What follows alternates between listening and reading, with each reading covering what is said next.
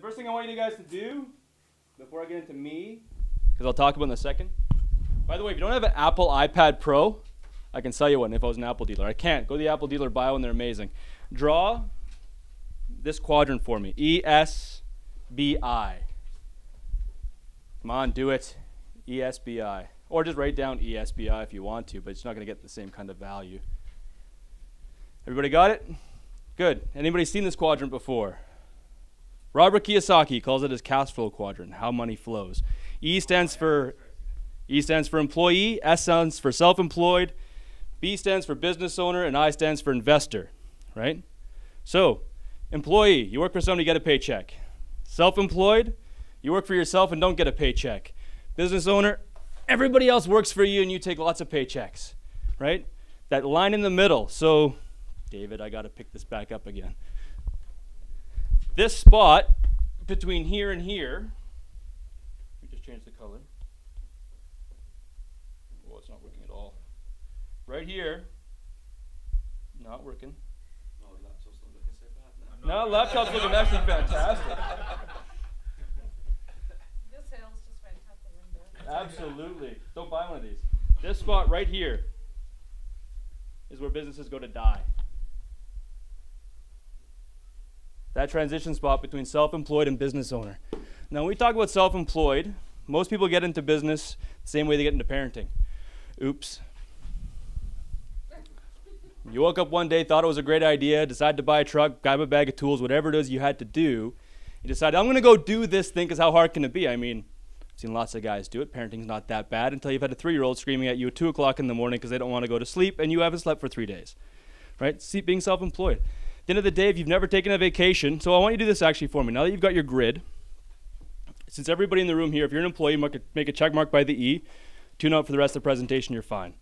If you're in the I quadrant, that means you're probably making a multi-million dollars, don't need to be here, check that off, tune out, you're fine.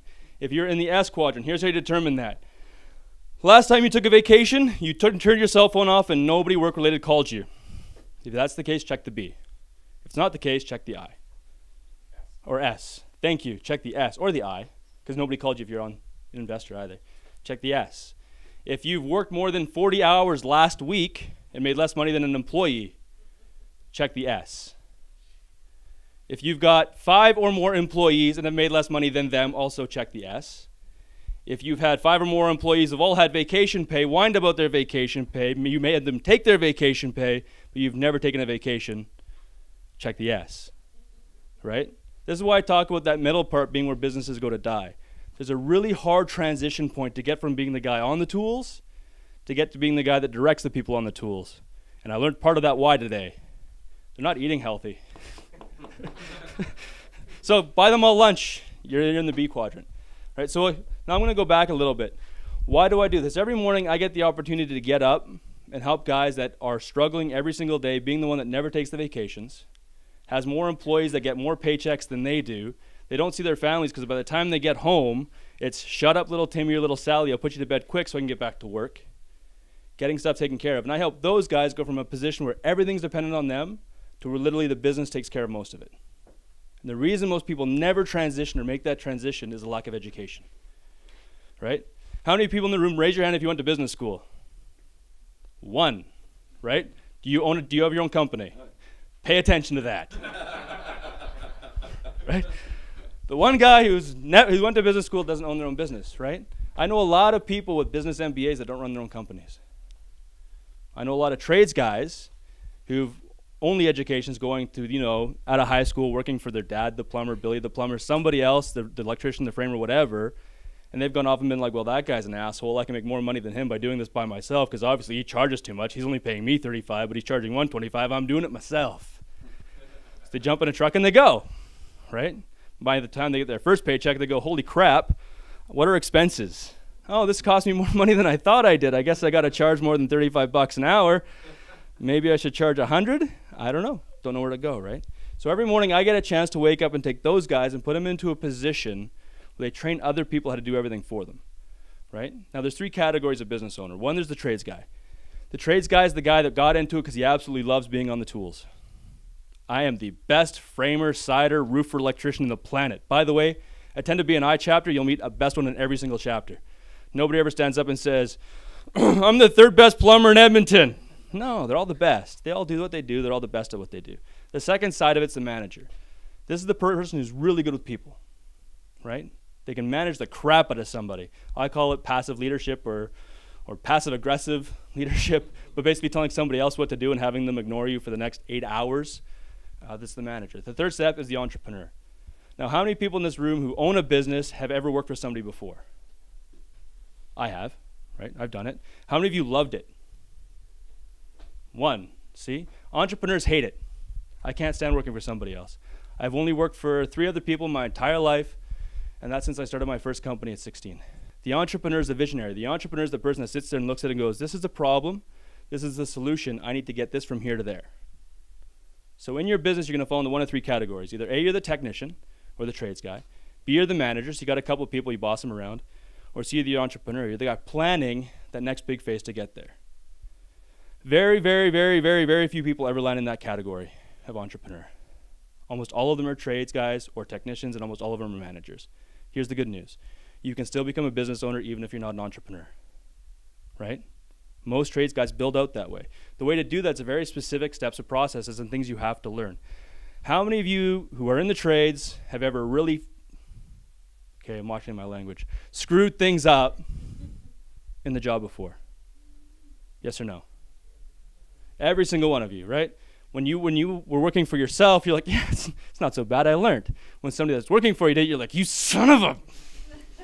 But they learned, right? We don't ever approach business from actually we do approach business from the same direction, but we don't give it the same kind of intensity to learn. Once I've learned the trade, and I actually have a background in carpentry. I was a interior renovator, bathrooms, bars, all of it. I was a jack of all trades, master of none. I was the guy who went in, and then they called the electrician to fix what I fixed, because I wasn't that specific trade. You know, the tin cans, the wiring, whatever it took.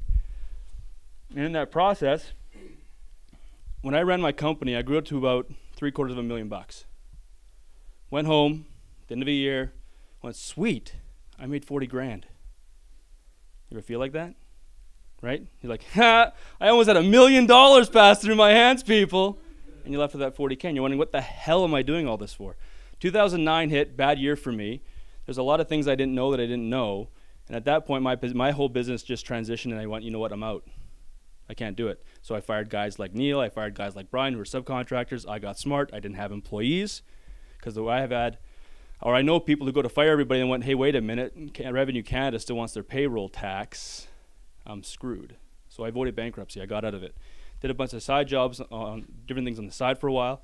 Then my wife and I decided to sit down and start our own business, start another one. My wife pulled me aside and said, okay, but you better do it right this time because we can't afford you to not do it right again. But she's been great support. So I went out and I started looking for people. I was like, you know, if I'm going to do this, if I'm going to build this, there's obviously a whole set of skills I don't have. If I had them, I wouldn't be having this conversation. So I went out, and that's when I discovered the actual business coaching industry. That was the second step. First step was finding somebody I knew who was in their 50s and retired and not busting their backs, their knees, their ankles, every body part, living off disability insurance and hoping that their family doesn't starve. Business owner, the guy that's actually made it, and I couldn't find anybody. That's a lie. I found one guy. But that one guy owned a second helicopter at the age of 33. And I said to him, hey, I want you to mentor me. I'll even do it for free. He says, great, you got 100 grand. I said, no. He said, this is the problem. He says, you don't have the capital for me to mentor you and have it actually have value. He says, I play a completely different game than you play. I'm investing in things of money that I have that you don't have and you can't risk. So he said, no. Right? Have any of you ever known people that have done really, really well but no idea how they got there? Right? I've been there. So I looked at coaching. I looked at that industry. And I got on, and I went to hire a coach, found out I couldn't afford him, so I went to work for the coach because I'm smarter to work to learn than to work to learn than to pay to learn, right? And I thought I was smarter. Found out that the vast majority of people that hold the business coaching ticket have never owned a business in their life. Think about that for a second. You've got people that are designated to help you get there that don't know what they're doing. First year that I did it, I committed to a year. Signed a contract. That's my 10 minutes? 5 more. Okay.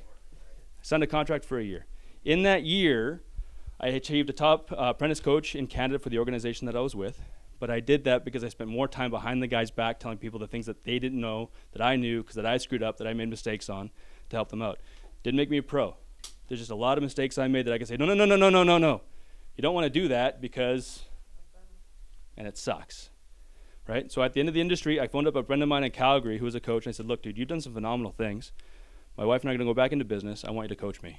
He said, before you leave, I want you to talk to 2 people.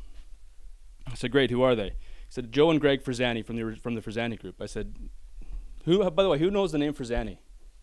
Yeah, I didn't. So I'm like everybody else in the room. I was like, why? Who cares and why should I bother? He says, well, Joe and Greg, John and Tom were actually responsible for the Frizani locker room starting as a single store in Calgary and building up to being $1 billion empire across Canada. Selling shoes, sports paraphernalia, all that stuff. Joe was actually just recently inducted at the Sports Hall of Fame, which, side note, kind of cool. Right? So I said, oh, those guys. He says, yeah, I want you to come down to Calgary and talk to them. I said, great, when do I leave? I had a chance to talk with Joe and Greg, and here's what they told me. They said, Dennis, it doesn't matter what business you run. It's just like a car. At the end of the day, it's a motor, a transmission, and a drivetrain, right? The order of that means whether it's going to be a Ferrari or whether it's going to be a Pinto, but it still requires the same principles. Most people in business try to operate a car like most people try to operate a Ferrari. Does it look pretty on the outside? I'll see if I can make it go after the fact, right? They fall apart. So there's a structured system to actually produce and create a business. Now, scale's a different question.